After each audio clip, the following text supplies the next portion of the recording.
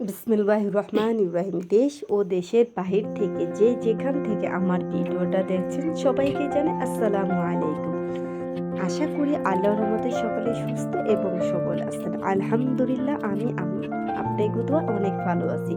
আজকে আমি ছোট্ট একটি ব্লগ নিয়ে আপনাদের সামনে হাজির হয়ে গেলাম। আমার শাশুড়ি আম্মু কি পিঠা বানাইতেছে সেগুলো তো বুঝতেই পারছেন, এই শীতে কি পিঠা খাওয়া যায়।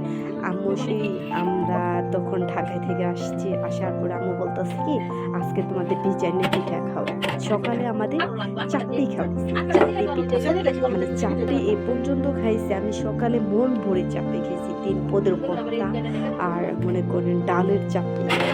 চাপড়ি খাওয়ার পর আমার ননদে বানাইছে আর আমি বসে বসে মনে করেন খাইছি। অনেক খাওয়ার পর মনে করেন ক্ষুধা নেই।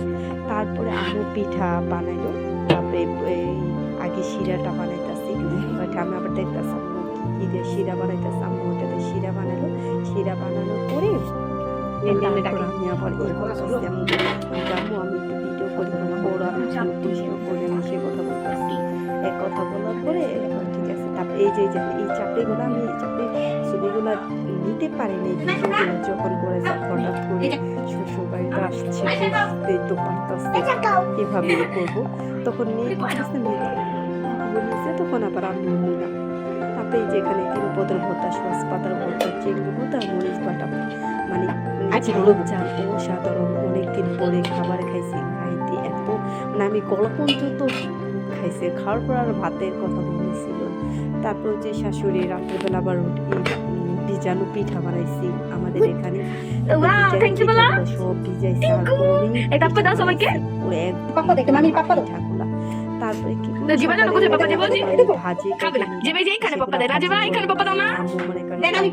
ভাজি রান্না করতেছি। তারপরে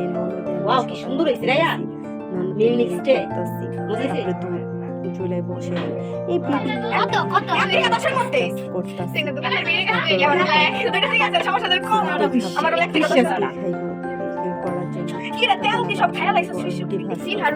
দাদু বাসায়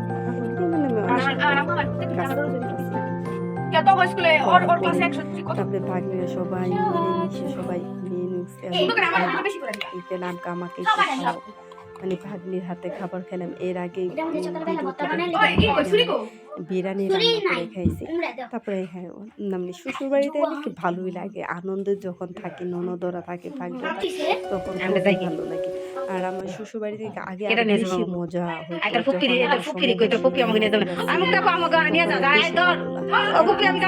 ভালোটা লাগে না, সবার বিয়ে হয়ে গেছে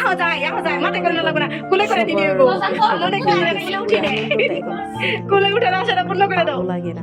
মানে এখানে ওই যে এক ঢাকা থেকে যে ইট পাথরে সরে থেকে আরেক ইট পাথরের হিসাব পড়ি, মানে এক বিল্ডিং থেকে আরেক বিল্ডিং আমি হিসাব পড়ি। আমার মেয়ে বলতেছে মানে এই কোটা। আর আমার বাবা বাড়ি কি খোলামেলা, মানে ওখানে সবার ওর কত বোন বোনরা আছে, মামাতো বোনরা ওখানে যদের সাথেই করে। তারপরে আমি আবার রাত্রে এগুলো সব ছিলে যে সকালবেলা তত তাড়াতাড়ি ঘুমাইতে করতে পারবো চেষ্টা করি, যতই হোক শ্বশুর বাড়ি তো শ্বশুর বাড়ি, সকালে উঠার দিকে চেষ্টা করি মানে হাতাতে একটু কাজ করে দিতে।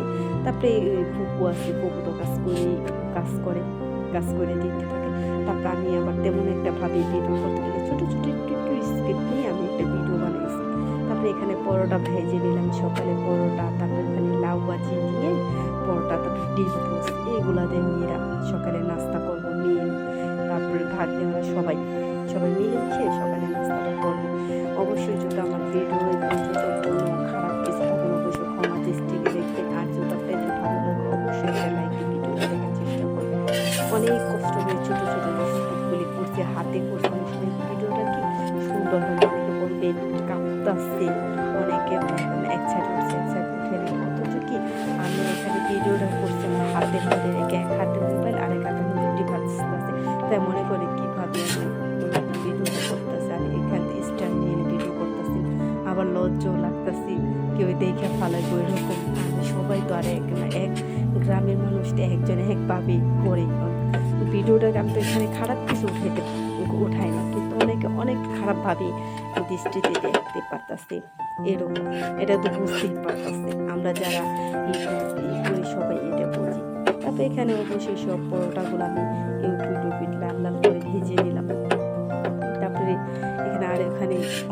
দেখেন কেউ যে রান্না করতে কোথায় ওয়ালটা কেমন যে হয়ে গেছে গ্যাসের সাইড ওয়ালটা, মানে কেমন আম্মু ওদিক দিয়ে কারেন্টের চুলায় ভাজি বসাইছি, আমি এদিক দিয়ে রুটি বাজতাছি, আবার লাকড়ির চুলায় মানে চারটার মতো কাজ করতেছি। আর এই কারণে তারপরে আমরা শ্বশুরের লিগে আব্বুর লিগে আবার একটা ডিম ভাজিয়ে নিলাম, পোস্ট করে নিলাম। আব্বু আবার ডিম পোস্টটা অনেক পছন্দ করে রুটি খাওয়ার জন্য, সেই ডিম পোস্টটা করে নিলাম। এভাবে মানে টুকটাক করে কাজ করতেছি। আর আপনাদের সামনে এই যে ভিডিও একটু ছোটো ছোটো করে স্ক্রিপ্ট নিয়ে ভিডিও করতেছি, সব মিলিয়ে দিই। আর আমি এখন মনে করেন টাইম বাই টাইম ভিডিও দিতে পারি না, অনেক আপুদের ভিডিও দেখি কমেন্ট করতে পারি না, ভিডিও দেখতে পাই না, নিজের কাছে অনেকটাই লাগে। যখন আবার আমি ফ্রি হয়ে যাব তখন অবশ্যই আমি পারবো। এখন গ্রামে এসে তো মানে সবার সাথে আনন্দ এগুলাই শেয়ার করতেছি এইরকমই ভাবে। আর এই যে এই চুলাটা না অনেক ভালো, কারেন্টের চুলাটা আমি একটা কিনবো। ঢাকাতে আমার অনেক গ্যাসের সমস্যা, এ কারণে তখন আর ব্যবহার করতে পারি না।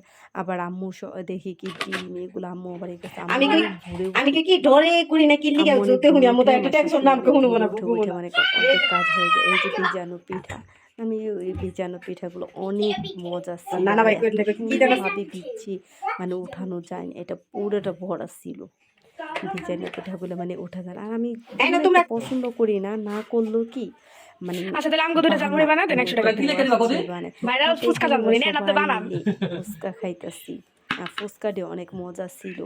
আর এখানে আর এর আগে মানে ফুচকা কিনে খাওয়াইছি, 100 টাকা করে দেন দিতে পারি মোবাইলটা করতে শ্বশুর বাড়িতে বুঝে নিত, যারা শ্বশুর বাড়িতে যান অবশ্যই তো বুঝবেন জয়েন্ট ফ্যামিলিতে থাকতে হবে। যেহেতু আমি ঢাকাতে থাকি এইরকম অনেক মজা করতেছি গ্রামে, অনেক মজা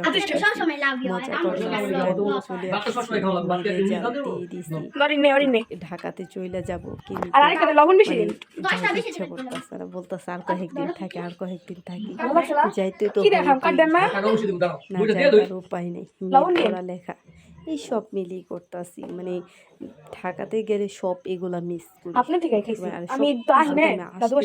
হঠাৎ করে বললো আমি আসতে পারি না, যেহেতু নিয়ে আমি একাই আসা যায় না, সবকিছু নিজেরই আমার মতো যারা প্রবাসী অবশ্যই তারা এই ক্ষেত্রে অনেক ফেস করে, মানে কারণ সব নিজের হাতে করতে হয়। আর শ্বশুর বাড়ি, বাবা বাড়ি, বোনের বাড়ি, ননদের বাড়ি, ননদের বাড়িও বেড়াইতে গেছিলাম, ওই একটা ভিডিও আছে, ছোট ছোট ভিডিও করছি, অবশ্যই একে একে সব ভিডিও আপনাদের সাথে শেয়ার করবো। অবশ্যই দেখে যদি ভালো লাগে অবশ্যই একটা সাবস্ক্রাইব করে দিবেন। তারপরে আম্মু সকালে কী কী রান্না করছিল, এই সরি দুপুরে কী কী রান্না করছিল সেগুলো, মেথি শাকটা অনেক মজা ছিল, মেথি শাক, মাংস, মানে বিভিন্ন ধরনের খাবার যেগুলি সেগুলো আবার আমি মেয়ে আবার একটু করলো, আমি ছোটো ছোটো করে একটু ভিডিও করে ওখানে পুরো রান্নাগুলো আর এগুলি দেখাইতে পাইনি। আল্লাহ হাফিজ।